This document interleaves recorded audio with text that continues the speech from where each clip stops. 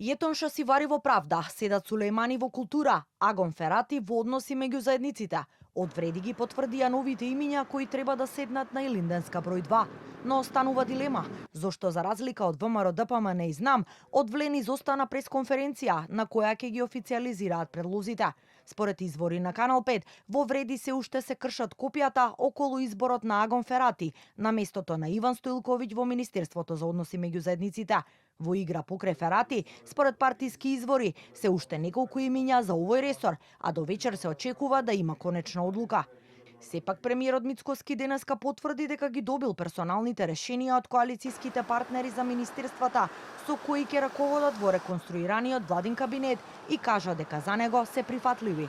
Да, ги имам предлозите и за новите министри од Вреди и од партијата Знам, но ќе оставам еве тие да ги кажат, а не ги кажувам јас.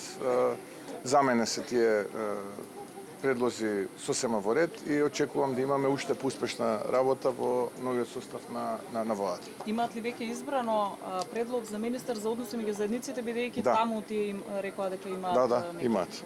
Имаат и во правда, и во односи со заедниците, и во култура. Вреди по реконструкцијата на владата ќе има едно вице-премиерско место. Беким Сали останува прв вице-премиер и министер за европски прашања, а на партијата ја остануваат секторите животна средина со Мухамед Хоџа и Бесар Дурмиши за економија и труд. Вице-премиерската функција за добро владење, која ја извршуваше Арбен Фетаи, нема да постои во реконструираната влада, а овој ресор ќе се покрива од кабинетот на премиерот.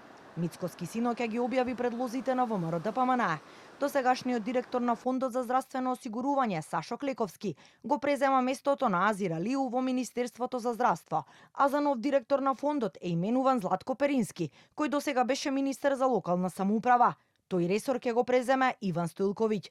Актуелниот заменик министер Ѓоко Велковски го наследува Фатмир Лимани во Министерството за социјална политика. Дополнително, Ерџан Демир ќе биде министер без ресор задолжен за имплементација на стратегијата за инклузија на ромите, а свое учество во власта ќе земе и Демократската партија на турците.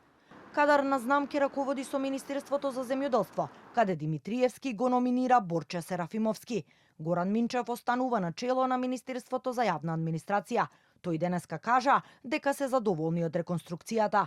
Ние сметаме дека во Министерството за правда сме го креирале вистинскиот пат, сме ја завршиле работата и согласно нашата програма на парламентарните избори прифативме нов предизвик, а тоа е Министерството за земјоделие, затоа што тоа беше една од нашите главни точки програмски определи самоодржлива држава.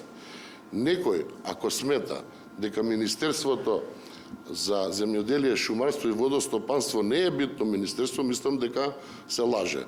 За лидерот на СДСМ Венко Филипче, реконструкцијата на владата нема да донесе ништо ново за граѓаните и државата. Премиерот Мицкоски најави дека предлог составот на новиот владин кабинет ќе биде доставен до собранието до петок, заедно со биографиите на новите министри.